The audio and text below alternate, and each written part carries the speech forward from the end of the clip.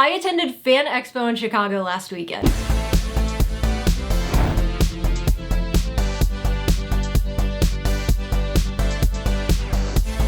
I like Comic-Cons because there's such a community. I love the excitement, I love the people, I love being able to like look at all the spectacle. It's really one of my favorite things. Every con is so much fun. I love going to Comic-Cons. They're basically like my vacations.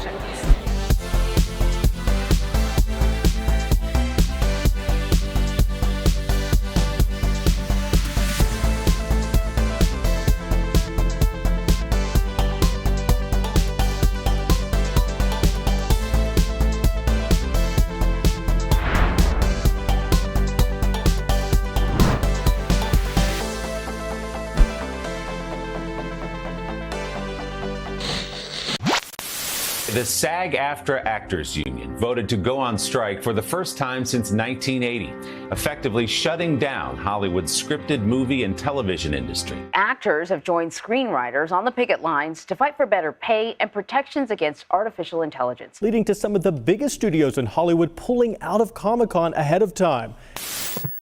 With the WGA and SAG-AFTRA strikes, I definitely thought this con was going to be different.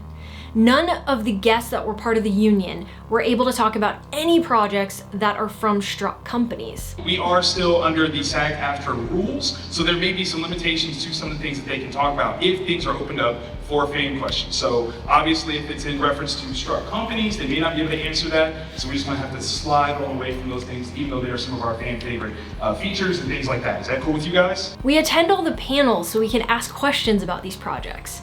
We cosplay as characters from these projects, and we bring memorabilia from these projects to get autographed. So I honestly didn't think this con was gonna live up to my experiences in the past. But I could not have been more wrong. Of course the panels were different. Everyone addressed the strikes pretty much immediately. Some of you may know we're in a strike, multiple strikes in Hollywood right now. And by the way, strikes that I very much support. As a part of that strike, you may or may not know that there are certain things I'm not technically supposed to talk about. Like all the things you're about to ask me. Some panels didn't allow audience questions at all to completely avoid the possibility of discussing projects from struck companies. The moderators in these panels drove the conversation into more technical aspects of filmmaking, like with Andy Serkis talking about the very first time he put on his motion capture suit. I remember the first time when I was playing this character that I can't talk about, standing in front of the screen with a motion capture suit on, markers all over the suit, and lifting up my right arm and seeing the character's right arm lift up at the same time, and I thought, this tool allows anyone to become anything. It's the end of typecasting. It's a really egalitarian, ultra-modern way of thinking about acting. Anybody can play anything. Then you had other panels where the guests were able to field questions from the fans.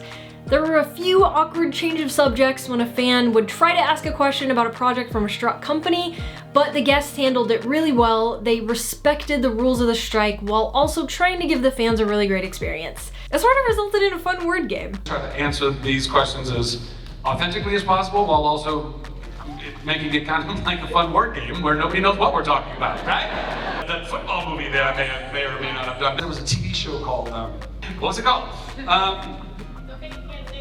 No.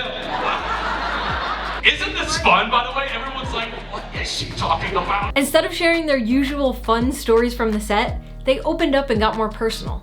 Andy Serkis gave some life advice. Making a choice in life and having a direction is really, really important. But suddenly, if a door opens up that is exciting or different but requires you to take a bit of a risk, I would say do it. Zachary Levi encouraged everyone to access their feelings. Guys, it's so important that you cry. I can't tell you. And when I say guys, when I just said guys, I meant everybody, but now let me be very specific. Men, please allow yourself to access your feelings. Please allow yourself. Crying does not make you less in any way, shape, or form, right? But we all need to be responsible with our emotions because nobody else is responsible for your emotions. We are all responsible to understand why we're feeling what we're feeling. And Paul Walter Hauser talked about his greatest inspirations. Robin Williams, Jim Carrey, Jim Varney, aka Ernest. Ernest, yes. Chris Farley, Daniel Stern, not Howard Stern. Okay.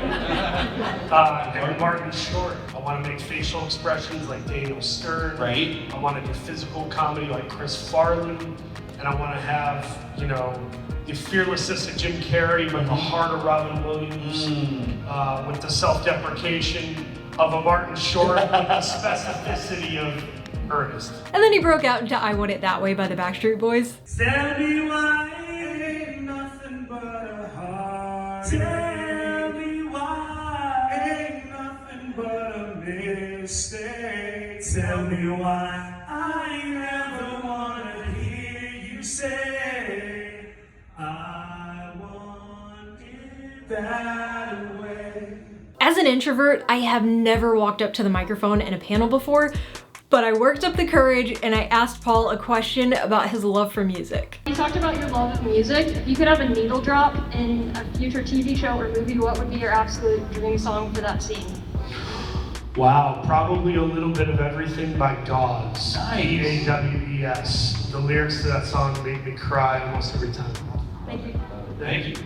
Besides the panels, the strikes really didn't create any other noticeable differences at this convention, at least not negative ones. One person I talked to mentioned that they thought there were even more guests this time because they didn't have to deal with as many scheduling conflicts, because nobody is currently working on projects. The difference that I've noticed is I think they've actually gotten more celebrities to come in because they don't have the issue with their schedule. Their schedule is freer. So I think I've seen more celebrities come in than what we've seen in the past. There's definitely very few of the actors canceled due to time constraints. The ones that canceled were due to a sickness. It's almost like they're bringing in more guests because maybe they're not doing anything, so they're coming to the cons. Another person noticed a significant amount of anime cosplays. I don't know how much anime there usually is in cosplaying, because I know a lot of people think that you shouldn't be cosplaying as struck properties. That doesn't apply to anime. So, like, I wasn't sure if there's usually this much anime cosplay or if there's more than usual because of that. Anime isn't a part of the strike. Neither is video games. Most of my stuff is video game related, so it doesn't relate to the movie industry too much, so that's probably why I've been spared a little bit, but I certainly hope it gets resolved in favor of the writers and actors. They need it. Some people felt like the con being a little bit different during the strike was a good thing. I think it's felt a little bit different in a good way though. I think more people knowing about the amount of work that goes into film and TV is really important, and I think that there's a lot more appreciation for all the work that actors and writers put on. So I think it's a little bit different, but I think it'll be really good in the end. And even though we didn't get to hear the guests talk about our favorite movies and TV shows, we were still able to share our love of their work with them. And you can keep telling them what you love about their work, but the only difference is they can't really build on that and keep talking to you about it because they're not allowed to. The few limitations as a result of the strikes in no way diminished my experience at this convention. I feel like we've been able to do all the same stuff that we've been doing in years past. I can't keep count with how many cons we've all done together, but we've done everything the same, even with the strike going on. So it's been a lot of fun. Yeah, I would say the experience is still the same for me as well. Nothing is really diminished. It's kind of a bummer they can't talk about things, but we totally understand why they can't. And it's still everybody supporting what they love, and that still feels the same, and that's what cons are really about. This was still an amazing experience because there were so many incredible artists and creators that got to share their original work and work inspired by some of our favorite fandoms. I have 3 stories: a Dasher, Snakebite, and Dog Power. A Dasher is about a 15-year-old girl that has the power to shapeshift. Snakebite's about a guy that gets tattoos that give him superpowers. And Dog Power's a revenge story about a guy that loses his entire family and finds 7 stray dogs. And now he's fighting crime and trying to figure out what happened with him. Seven Fields is a Watchman. He's a enhanced vigilante. My issue 1 here. Then the issue 1 is basically about him growing up and taking on the mantle of his father, who was the original Watchman back in the day. He comes back home finally, and his father is found murdered. So he takes up the mantle to figure out why and who killed him. We're a mini comics publisher, so every issue is 6 to 12 pages long, whether it's a chapter or an individual issue in a series. Yeah, we have 2 series right now. Way Station Diners, a sci-fi workplace comedy about restaurant workers on a space station. And Man Boy's a wholesome slacker comedy. It's kind of like Hey Arnold, but for broke young adults. Deja Vu, he is a hero that has the power of precognition, so he can see things before they happen. A couple of seconds ahead of time. He has a suit that enhances his abilities of both precognition and also generates kinetic energy. And that's the glow that you see kind of radiating from his fist. They absolutely love coming to these conventions because they get to share their work and connect with so many new people.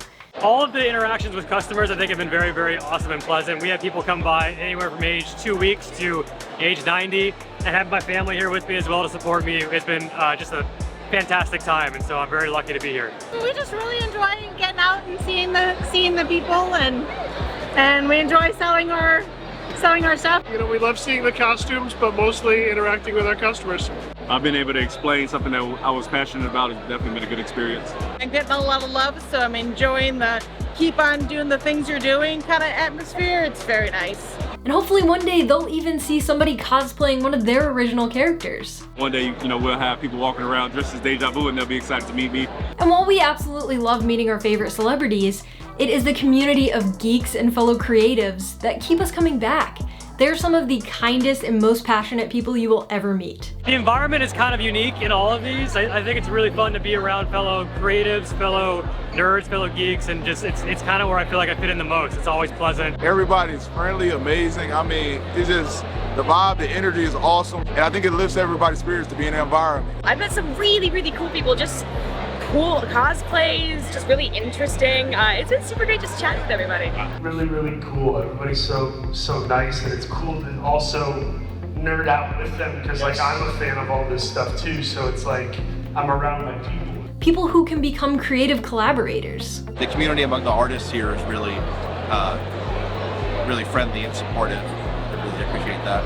Even if you have an unsuccessful show financially, you might like garner relationships with people and contacts that are more lasting. We made no money that day, but I got like a comic book artist and collaborator and stuff out of it. People who can become your convention besties. I met Kayla at a convention years ago, and we've been meeting up at cons ever since. And this time I got to meet her friend Amber. Also a vacation where all of my awesome friends are, like Real Misfits, and you know, Amber, and so many others that you make while you're here or reconnect with old ones. It is a prime experience. I recommend it for anyone. Mostly we're here to dress up and hang out with our other costume friends. Probably just meeting people, hanging out with friends. Meeting friends that I only meet pretty much at Comic-Cons. So don't be anxious to spark a conversation with a cosplayer, creator, vendor, artist, or fellow attendee. They are the most welcoming people and absolutely thrilled to talk about their favorite fandoms. The fandoms that were created by insanely talented writers and actors. They created entire worlds that inspired us, got us through difficult times, and supported us through great times. I created this YouTube channel so I could talk about all of my favorite stories and characters from these worlds. This is why the writers and the actors are striking.